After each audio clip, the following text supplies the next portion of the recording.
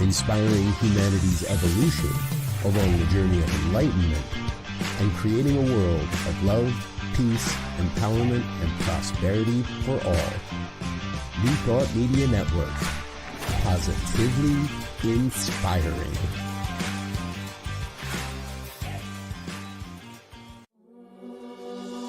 Free my mind, open my heart with the whispers of truth. To live a conscious life, to live a conscious life on the growing edge. On the growing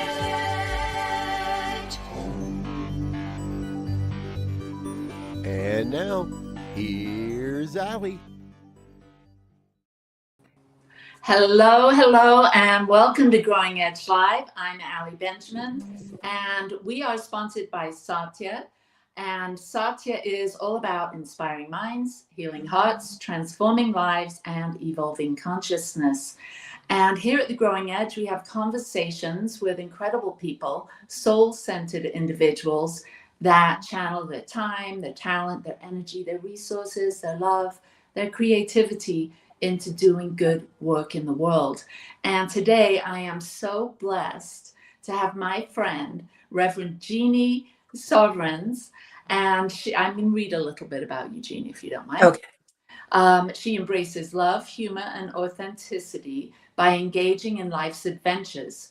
She has dipped her toes in many arenas, such as spiritual life coaching, stand-up comedy, local theater, cake artistry, travel, writing, and even skydiving once. I like that once. With over 27 years of 12-step recovery that aligns with her spiritual growth journey.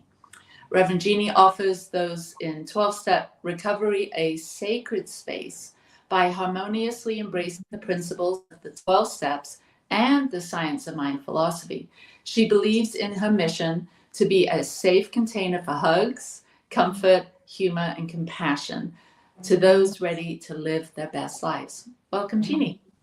Thank you. I'm so happy to be here. I'm so happy to have you here. And I know that you are recovering. You're in your bedroom. I am recovering. So what are you recovering from? I had hip replacement surgery December 18th. So it's been like 12 days now. So I'm doing well. Well, good. This is my safe container so that I don't have to try to manage the office. Awesome. Well, doing work from your bedroom sounds like the perfect place to do it. Right. There you go. Yeah. I've got my cup of tea. I'm ready to go. Beautiful. So I'd love people to get to know you a little bit, and I'm interested in knowing a little bit about your origin story. So where were you born, and what was your life like as a little one? I was born in Northeast Philadelphia. And so as a kid, I was, sticks and dirt were the toys. We played outside all the time, drank from the hose, rode my bike like crazy. I have multiple scars from bike falls, like just loved riding bikes with my friends. I had two besties, Jennifer and Jackie. So we were Jennifer, Jackie, and Jeannie. And we would play Charlie's Angels. And, so very imaginative growing up. And, as a little kid, I spent a lot of time at my grandmother's because my mom was a single mom and she worked a couple of jobs. And so as a waitress, so my grandmother, who was actually her grandmother, my great grandmother, watched me and my sister. And so and we had most of the family outside of my mother all still live in that realm of Philadelphia. My mom moved out and then moved to Florida, but her siblings and their kids all still live in that area. Nice. So you moved to Florida? I didn't. My mom retired there. No, okay. I was married at 21, and that's when I left Philly, and I was married to a Navy guy. So our first stop was South Carolina, then Georgia, then San Diego. And I spent 12 years in San Diego before I moved here to Phoenix, Arizona. So I've been in Arizona. I've been in Phoenix now for 18, 19 years. Oh wow. So who was a big influence for you as a young one? My great grandmother. How Yeah. so? And because she was, so, well, one, she was the matriarch. And, you know, my aunt and uncles were all very much, I want to say afraid, actually. That's kind, but they were afraid of her. And I'm also named after her, and so is my mother. So Oh, I'm a third generation Jeanette, and um, that's my I call that my IRS name. You know, so I went. My mom goes by Jean. I go by Jeannie, and my grandmother went by Mrs. Christie. But everyone. Um, so she was the biggest influence because I spent the most time with her, and because I was the firstborn of the firstborn, she favored me.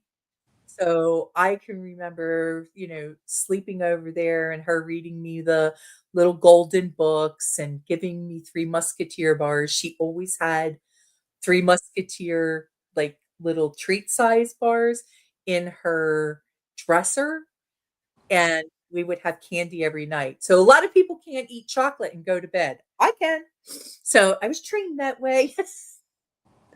that is so sweet. So you're a minister, Mhm. and so what was your did you have a spiritual life as a child? Was your family religious, or how was So it's kind of funny. So the area I grew up when you were Irish, and you were either Irish Catholic or you were Irish Protestant. And my great grandmother was an Irish Protestant, and my mother married an Irish Catholic.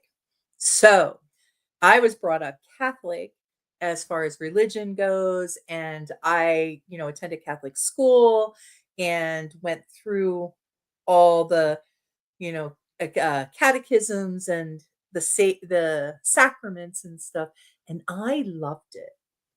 I had a personal relationship with God, um, that was outside of myself at that time.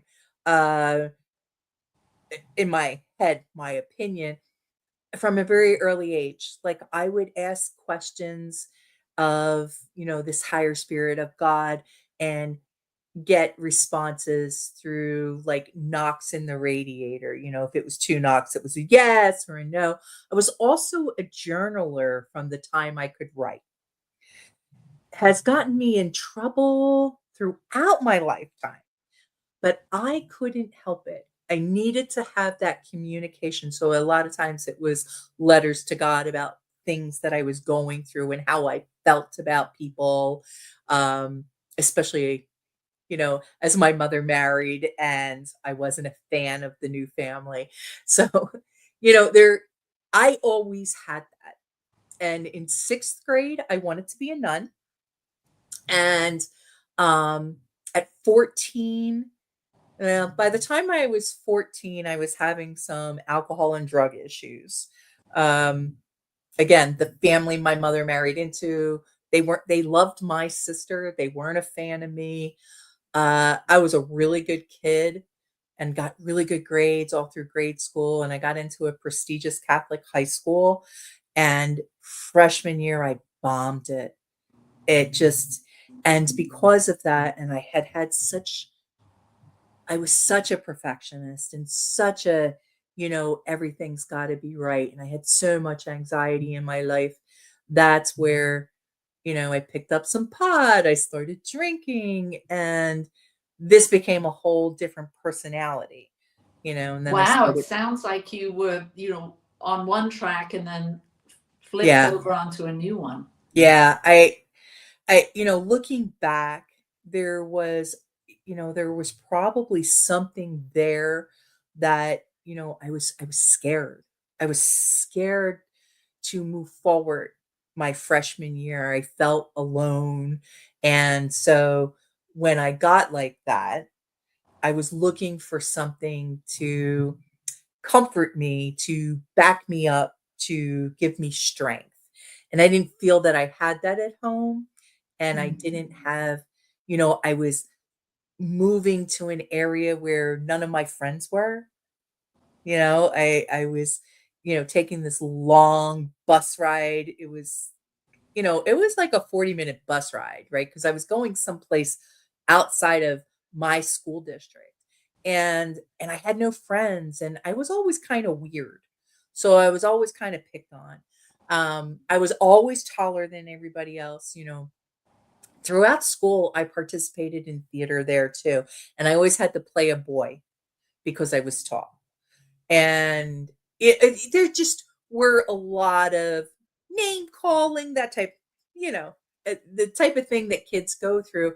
So I think that when I hit freshman year, what had happened was in eighth grade, I wrote a book, and I was releasing it to my classmates on a chapter basis, and everybody loved it. And I finally had this almost popularity. I won't say I was popular, but I had this embracement of who I was.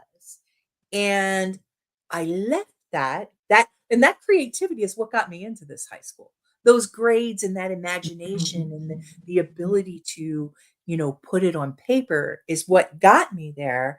And I was scared to death. And I just blew it, Allie. It was like one of those, I just blew it, and I couldn't get it back. And there was a downward spiral for the next 5 years. So did you complete that book? I did. I have no idea what it was called or whatever, but yeah, like I did in that. I know it was about the lunch lady. It was a very, very, on the seat, Yeah. on your seat, waiting to see what will happen next. I don't know. I did that again when I was in my 30s. I did it at work during I know the year time period was during Katrina, because one of my chapters was on the handling of Katrina.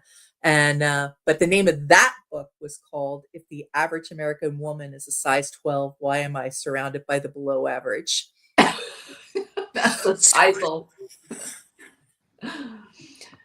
So yeah, I like to entertain.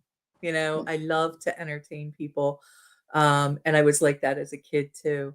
And so when you say you started spiraling downwards, and I can, based on what you've shared, there were so many things. And I have a granddaughter that's 14, and she just turned 14 yesterday, actually. And I can see how difficult it is for children to be in this world and to cope with the cliques at school and problems or drama or things going on within the family and their own changing bodies and hormones. And I remember being at that age. 14 is actually when I came to this country from England.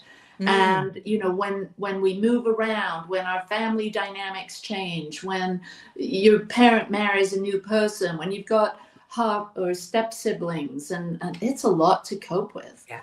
All of that, and trying to figure out who you are and how you fit, and yeah, it's a lot. So what, you spiral down, tell me about that, and what was it that stopped that inevitable spiral down from getting so I went through a lot of family members, that couldn't handle me. So like I would 6 months here, and looking back, my mom was 20 when she had me. And so my uncles were all 6 years younger than her. So my youngest uncle was 14 years older than me.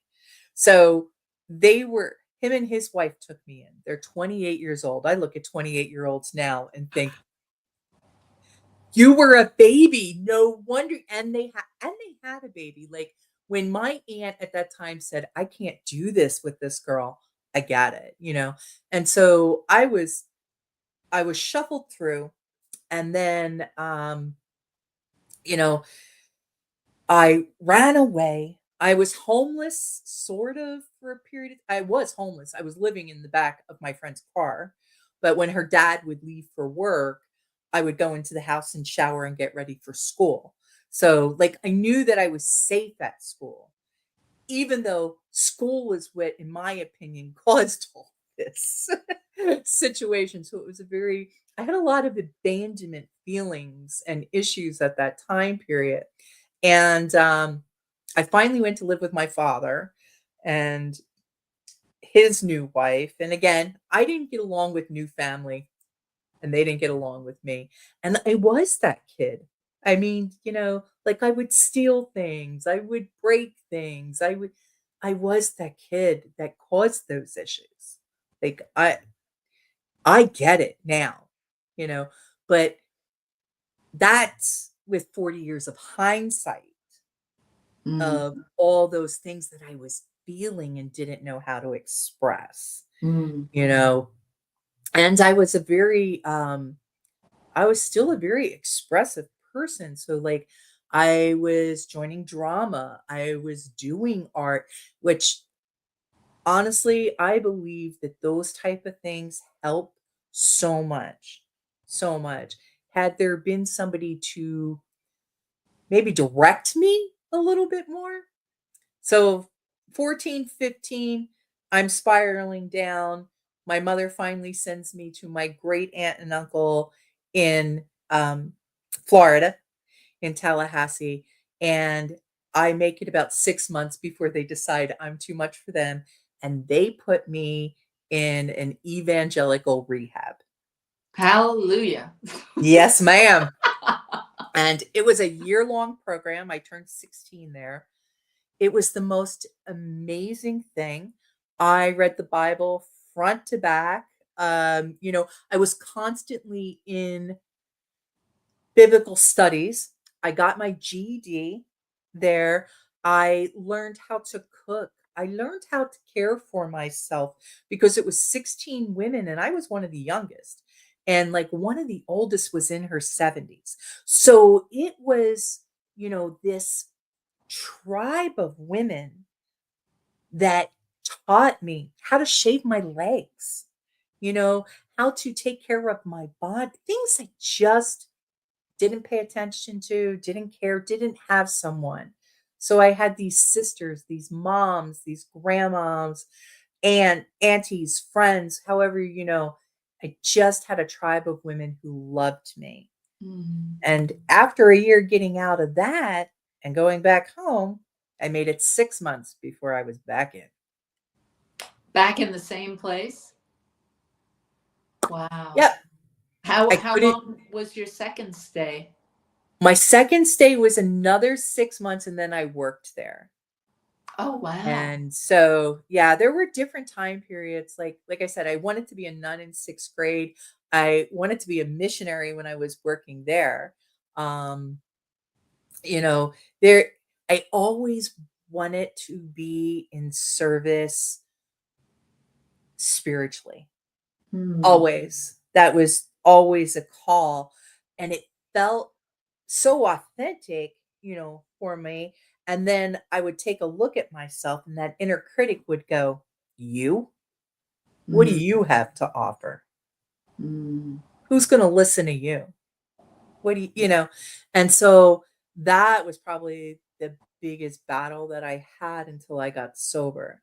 It took me quite a while. So I did get sober in rehab, and I was sober until I was 19 years old. And then at 19, I found out I was pregnant and I was going to keep the baby. And then the guy that I had been engaged to, that I broke up with, he had some mental health issues. And I decided I did not want to be attached to him for the next forever, and decided to have an abortion.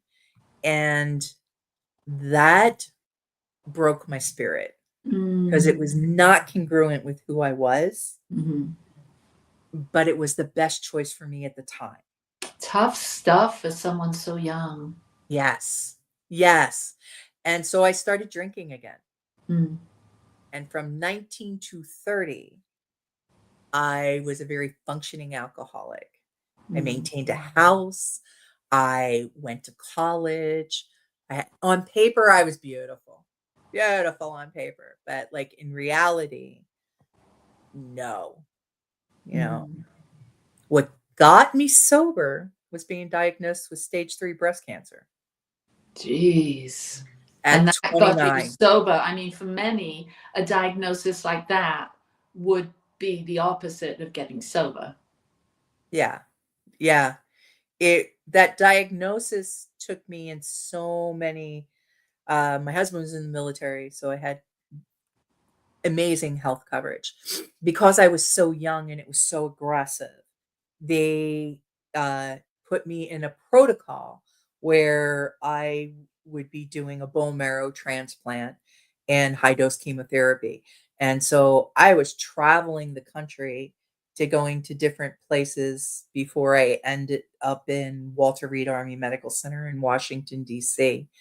And there is where I met my first sponsor. She was going through it as well. She had been sober 25 years and in Al-Anon for 26. So it was an amazing thing because I'm one of these people that I was like, don't talk to me unless you've been through what I've been through, Mm. you know? And here she was going through what I was going through, and she was sober, and she was happy, and she was laughing, and people visited her, and there was so much light and life coming from her that Wow. I was attracted. How could I not be attracted to someone who had so much life? Mm. And, she said to me, "You don't have to live like this anymore." And I was like, about to start with my excuses. You don't know my life. You don't know what I've been through. And yet she did. And I knew it. I knew it in my soul that she did. And, she said the F word and God in the same sentence. And I was like, you're my guru. And she told me to get a God I could do business with. Wow. And it changed my life. Changed my life. Wow. So you said first sponsor. So Mhm. so obviously that was your big step into Yes. 12-step recovery. Yeah. She passed when I was 18 months sober. She Oh, transitioned. Yeah. I'm sorry. Yeah. She So transitioned sober and happy. She really did. hallelujah to that Yeah, too. Yeah. exactly. So where so that was a huge stepping stone or threshold into a whole Mhm. new chapter of life for you. What happened Oh, after being in Washington and being in that hospital? How was going home and recovery, and where did you end up? mm. Well, I went back home and, divorced that man. He's a good man. We were just not those people, you know what I mean? It was yeah, we just weren't those people. But we got divorced, and I met my second husband. And, I met him in an AA meeting, and I now I was sober, and I hadn't done a relationship sober ever. So that was a whole new experience. We were beyond honest with each other. We had he was a journaler as well. We had open journal policy. It was yeah, there was a lot, and we were together 6 years. One of the things I didn't mention earlier is that in my lifetime, I knew I was gay since I was 8 years old. However, that's just not how things went. Like I said, my first wedding was the thank God she's straight party. Like there's that just never really was the case. This was I knew I had to play this role. Mm. So now I'm sober and I realized that this isn't going to work out. I love this man. but this isn't going to work out because this is not true to me. So at 35, I came out. I got in a relationship with a woman. My ex-husband, he always says that I was looking for the woman of my dreams. I just didn't know she was looking for the woman of hers. So we're still friends, and I'm friends with both my ex-husbands. But then the relationship I got into really helped me find Al-Anon because I realized that I couldn't control another person. And I wanted to. If people would just do what I told them to do, everything would be fine. Change their thinking, change my life, right? Exactly. Exactly. If they would just behave. Wow. Well, why don't we jump off for a short break and we'll be back and we'll pick it up with Jeannie. See you in a minute.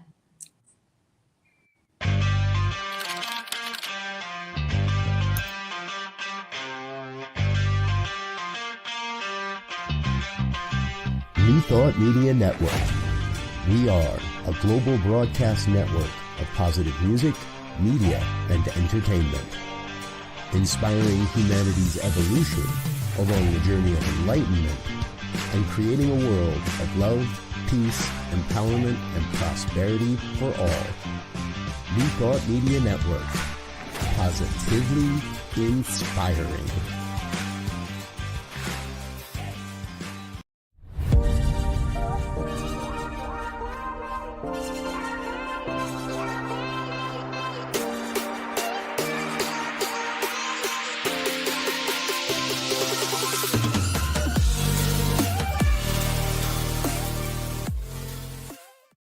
Please help us say thank you to our organizational sponsors, including the Hefferland Foundation, Affiliated New Thought Network, International New Thought Alliance, Science of Mind Archives and Library Foundation, Center for Spiritual Living Denver, Center for Spiritual Living Midtown, New Thought Philadelphia, Planned Happiness Institute, Summit Center for Spiritual Living, One Heart Retreats, Center for Spiritual Living on the Lake, Unity Kitchener, Unity Spiritual Center, Ottawa, Om Center for Spiritual Living, Satya Center, Begin Within Ministries, Center for Spiritual Living North Jersey, Unity of Savannah, and the Center for Spiritual Living Seattle, as well as all of our individual donors. Thank you for being part of the New Thought Media Network. Please like, share, and subscribe. New Thought Media Network, positively inspiring. Free my mind, open my heart with the whispers of truth. To live a conscious life, to live a conscious life on the growing edge. On the growing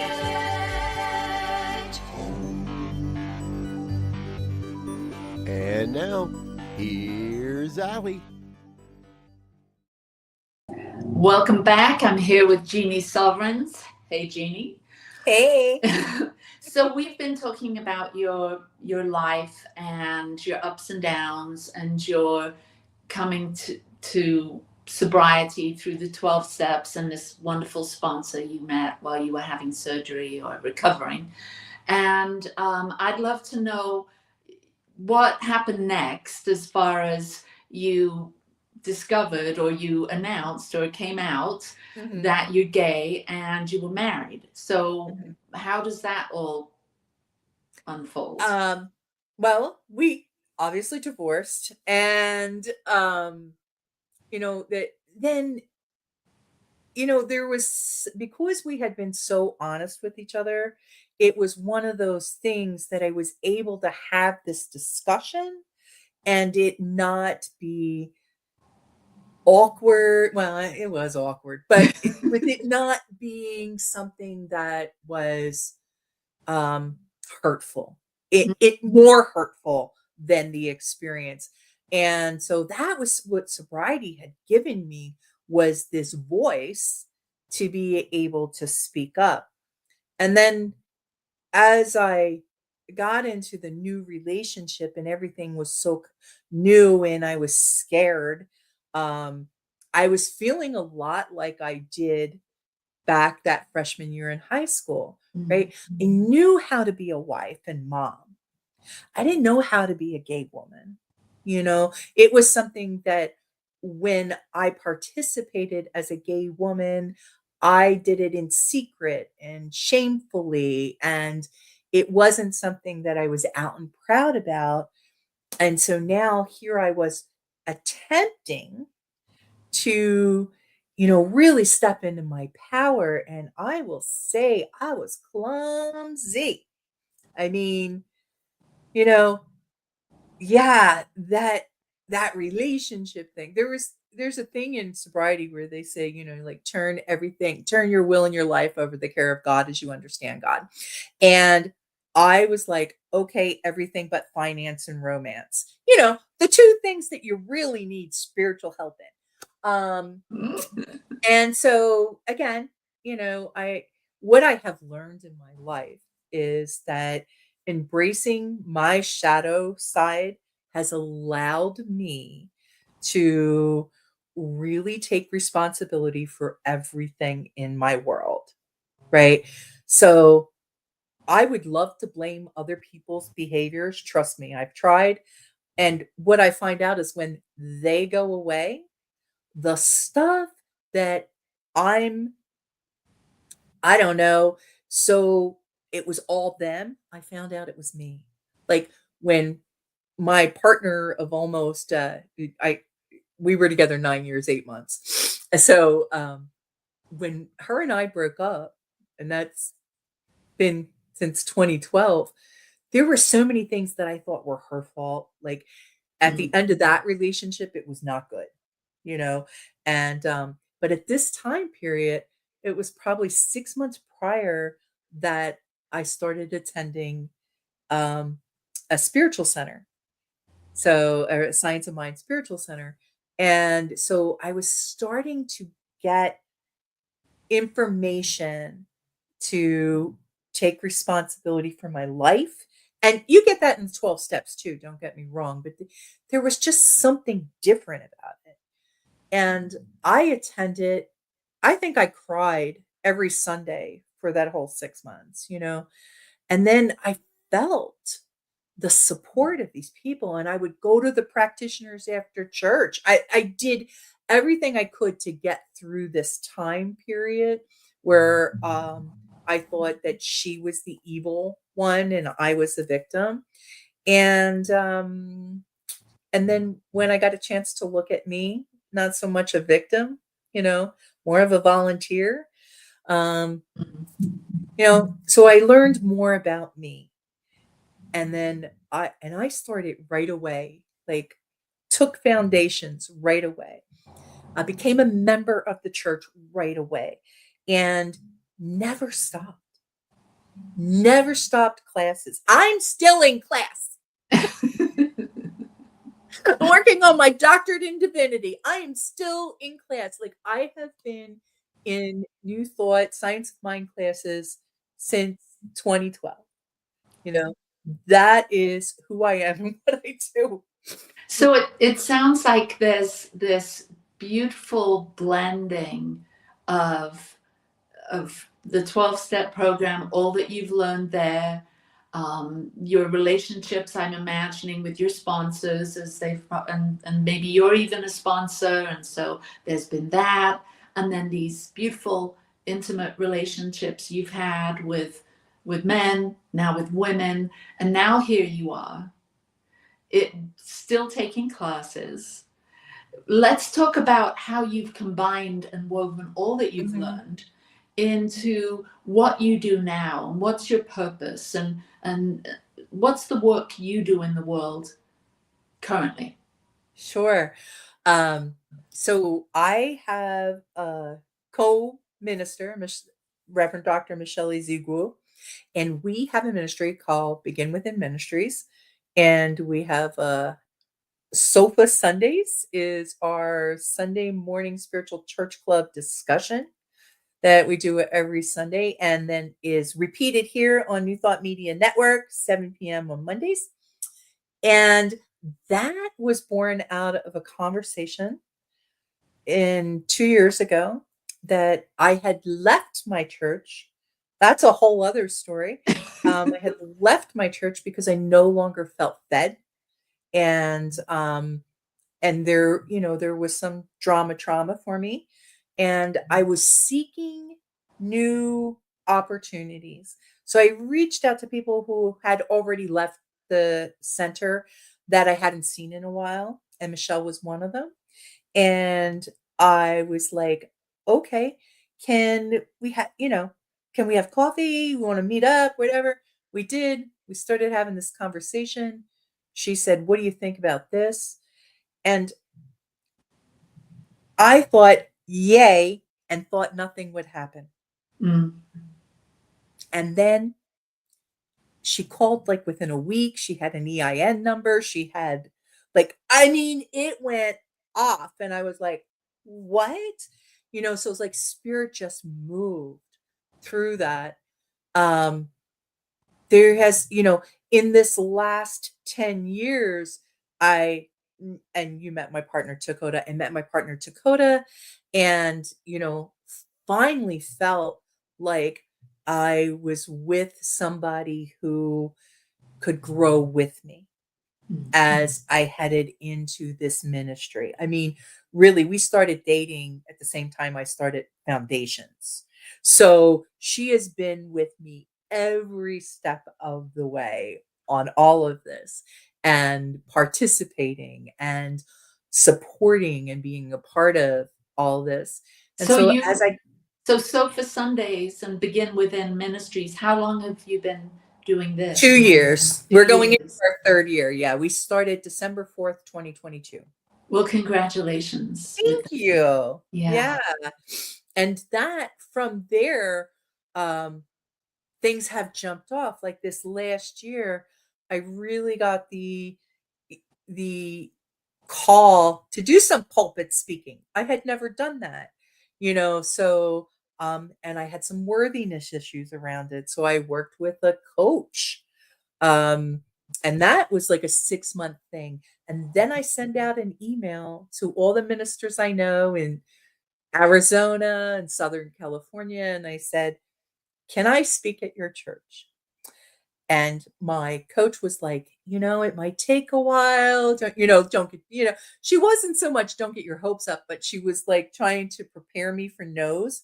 And I did receive a lot of very beautifully written no's, but I received a lot of yeses. And I have learned to receive yes and no in a way that empowers me. So I have been speaking at other communities. And in doing that, and next year, the one that's coming up here, I send it out to New Mexico and Colorado. We want to go other places too. So travel and ministry has been Dakota and I's goal for years. I mean, like, our idea is to travel in an RV and speak at churches and do workshops and festivals. And that would be perfect. That would be the life, there you go. That's what we would love to do. Wow. It sounds like you've got a lot of different branches off of your ministerial tree. So you do speaking, you've got your Sofa Sundays. You probably have some clients based on, being a spiritual counselor for individuals. And I think you mentioned something about positive intelligence. This is a training that you've been involved with. How does that weave into everything you're doing? I've been with positive intelligence now for about 2.5 years. And it, to me, came into Science of Mind so easily, like another woven perfect fit in my life What is about positive intelligence? so positive intelligence is by yeah, I'm gonna Shazar Shamin. Yeah, he's a best-selling author. I mean, this is a coaching system, and the thing about this coaching system is it works with the neuroplasticity of the brain, right? So it is about change your thinking, change your life.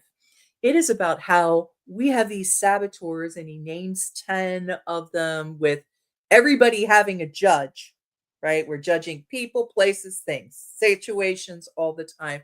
And then there's some other ones. My top 3 were like avoider, people pleaser, and victim.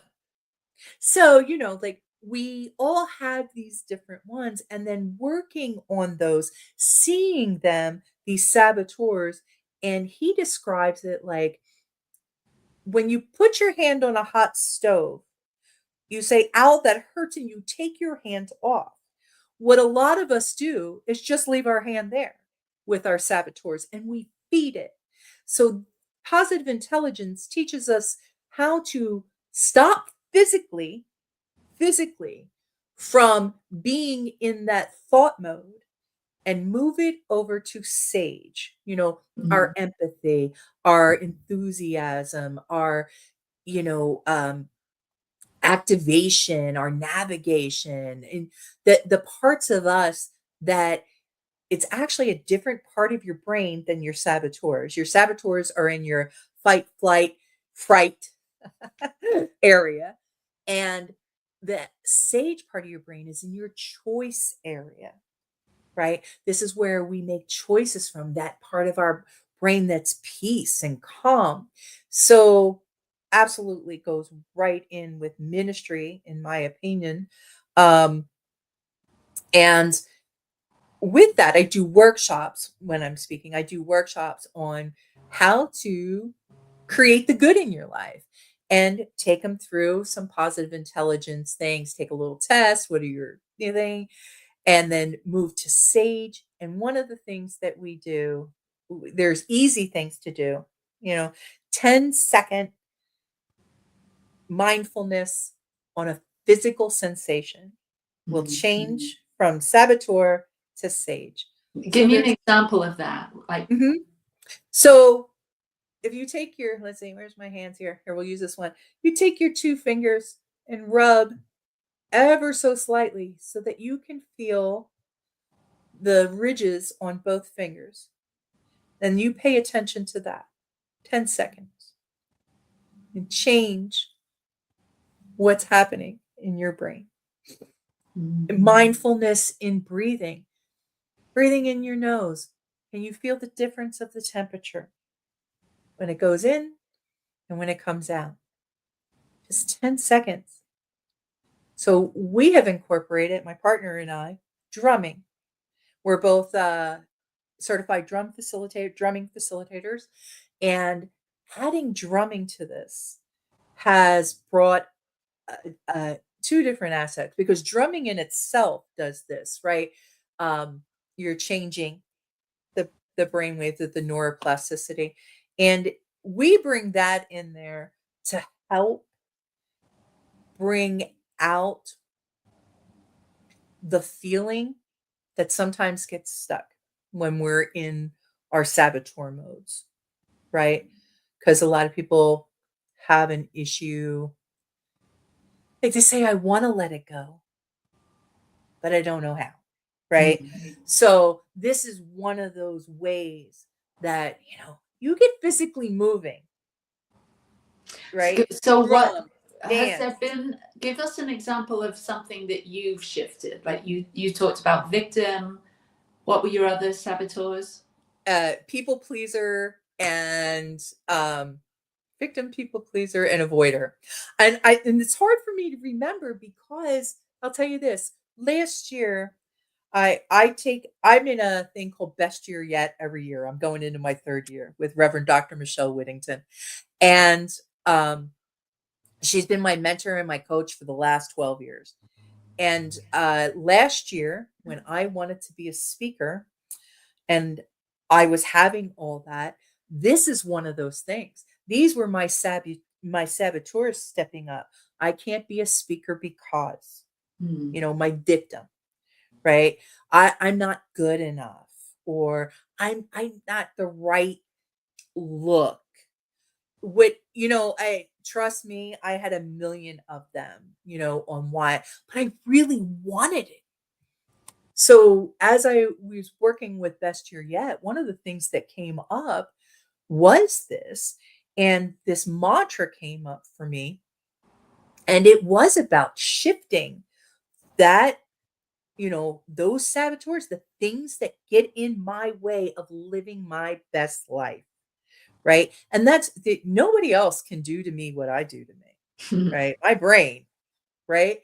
So in that, shifting that and working with her, she's also a positive intelligence coach, and working with her on these different principles in moving, there's an amazing meditation called Elder Wiser Self Mm. in positive intelligence. And I do this one a lot too, for myself and then for others, where you're just going to that person that is at the end of your life in perfect health, in perfect state of mind, and asking whatever it is that's on your heart, and knowing this person has already experienced it, knows everything, and can bring that wisdom to you, right?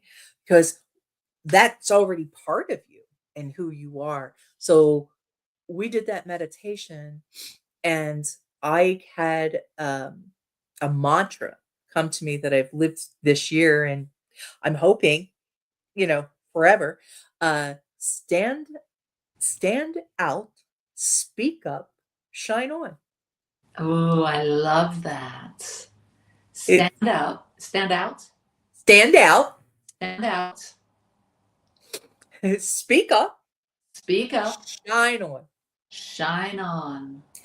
And they were the things that I decided to do. So, like in July, I went from a mousy brunette to and and I did those things to stand out for myself and embrace them. I Mm. love color. I'm embracing that. I'm embracing who I am as an individual. I was always scared because I didn't fit in. Mm. So I accepted that I didn't fit in. So just be me. And that was the freedom I needed. So these were some of the shifts in positive intelligence that happened. And they didn't happen right away, right? Um, my partner loves when I do this and I talk about this. If we get into heated discussions, and a lot of times I would want to talk over her, prove my point, um, take whatever stand. Positive intelligence, this taught me to stay present and listen. Be on her island. Hear. Be mindfully present. Not listening to talk about my part, you know, and that has shifted everything. Mm. So you're talking about Dakota here. Right? Yes. So the two of you have started this whole new soul fire vibe. Yes. Yeah, and that's with the drumming. Yes. Mhm. So how's that coming along? It's good. It's we have been doing it with 55 plus communities, because we have, there's some research behind that as well, as about as people get older, and your mind and memory connection, also your coordination connection. So there are different things that drumming helps with, and it's fun. And it takes you don't need a master's degree to understand it. It is just fun and part of, and moves and here I will tell you, as a person who has had pain in moving, I love to move my body. You know what I mean? This is something that's net, and drumming's one of those ways that I could do it when my, hips and knees would not participate in dance or something like that. Drumming got that energy flowing, that vibration up, that sound frequency that brings you to, that eternal good. I Yeah. get a little excited. Sorry. Yeah, no, I love it. So you just had a surgery, Yes. and so I'm wondering what have been, because a lot of people have surgeries or illness, or what kind of tips or hacks could you share with people that so they can help on their journey of recovery, Mhm. or if they are sick or have had a surgery, what are some of the things that you found are helpful in managing pain, staying in that more, I call it above the line, in that Right. more sort of positive space? Can you share a little bit about things that have helped you? Sure. One, my tribe. I have a tribe of people both at Sofa Sundays. I also Dakota and I have our own, tribe of friends. And I have three friends that we have known each other for 30 years. I call them my prayer quad. And we are very different politically and religiously. However, we all believe in a higher power, even though we see it differently. And with that, we bring that prayer power to each other. So I absolutely am, the first thing I would say is reach out, Mm. and be covered in prayer. You know, Dakota's really good at taking care of me physically here. So when people are like, "Oh, do you need anything?" I'm like, I don't need anything. We can take care of that. But your prayer, your energy, your vibration of good healing vibes for me, absolutely I receive. And that's the other thing, is being in that receptive mode. I feel I'm a very good healer. And I think the reason that is for me is because, you know, having cancer at age 30, losing all your hair, losing your breast, having a third of your body reconvened, uh, signing a thing that says you might not live to the next 6 months, if you take this treatment, there's this standard now.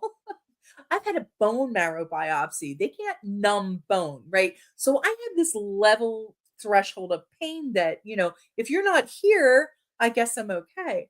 So there's this part of me that says, I have been through so much physically, and my body still says, thank you.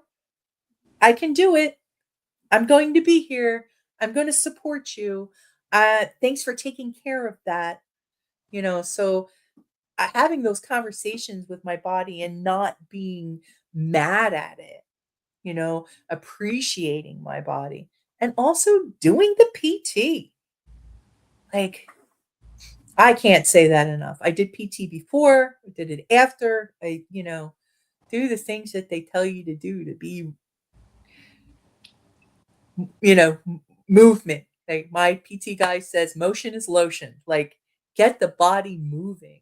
And I think that in all ways, not just a physical way, but spiritually, your emotional body, your mental body, your spiritual body, if they are all moving this physical body, then stuff's not getting stuck. Mm.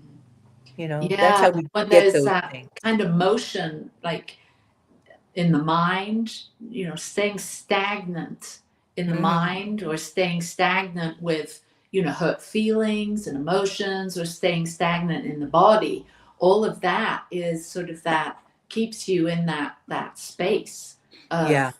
but what, just as you're saying that, I'm feeling the ease and the grace and the blessings that come with having a fluid mind, or understanding that our mind can constantly change or evolve, and our emotions, we're never stuck in one thing for too long. No, right. Just knowing that we can have more fluidity in our emotions and more fluidity in our movement in our body, that brings a whole kind of healing balm to any situation, whether Right. you're can't get around because you just had a hip surgery, or you're out and about but you're struggling emotionally.